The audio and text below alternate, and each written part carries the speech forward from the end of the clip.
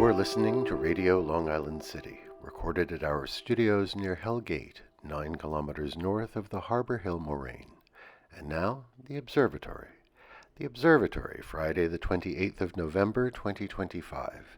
It is 67 days after the fall equinox. It is 23 days before the winter solstice.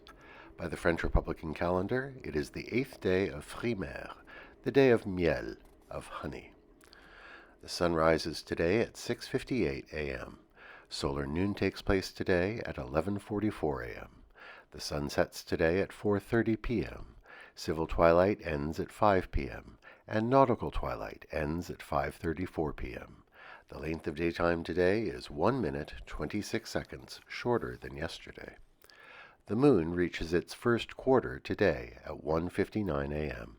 The full moon will arrive on Thursday, the 4th of December. These are the predicted tides today for Horn's Hook. In the wee hours, high tide, 3:46 a.m., 1 meter 28. In the morning, low tide, 9:53 a.m., 18 centimeters. In the afternoon, high tide, 4:03 p.m., 1 meter 31. At night, low tide, 10:20 p.m., 0 centimeters. In our shared realm of plants and animals, in our modern lives, in our encounters with plants, we inhabit two distinct ecosystems. The outdoor plants around us have to cope with the seasons, and so their cycle through the year is all about perpetual change. By contrast, indoor plants are almost entirely about stasis. Spider ferns and asparagus ferns may grow in size, but they remain green the year through, and we aren't waiting for them to flower or set fruit or seed. And many indoor plants exist in a world of low light. No wonder so many come from the understory of tropical forests. The monstera, or Swiss cheese plant, is originally from the forests of Central and South America, where they naturally live in dappled light under the taller trees. Now that it's cold outside, and we're indoors so much more, we contemplate this parallel ecosystem, green and comforting through the cold seasons. Commemorations. Humble beginnings.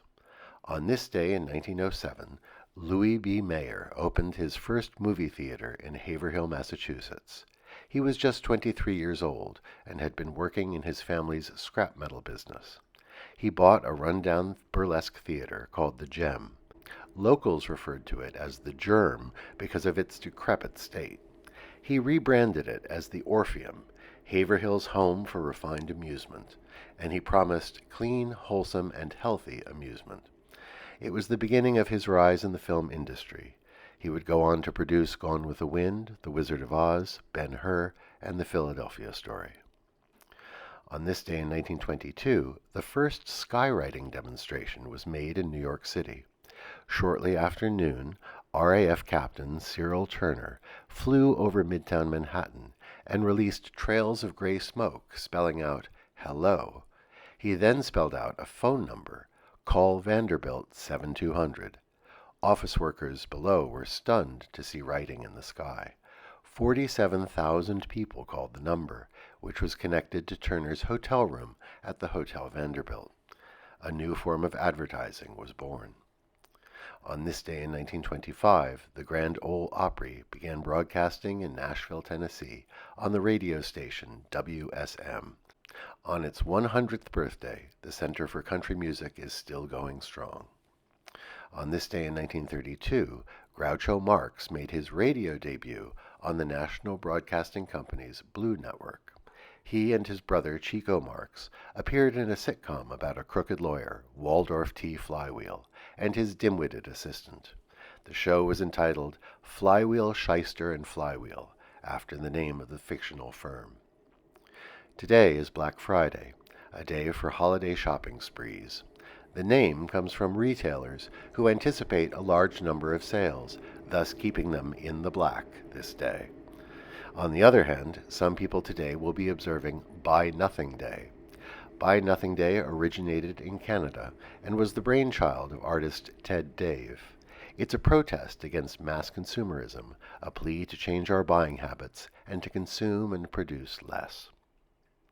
And that is the Observatory Friday the 28th of November, 2025.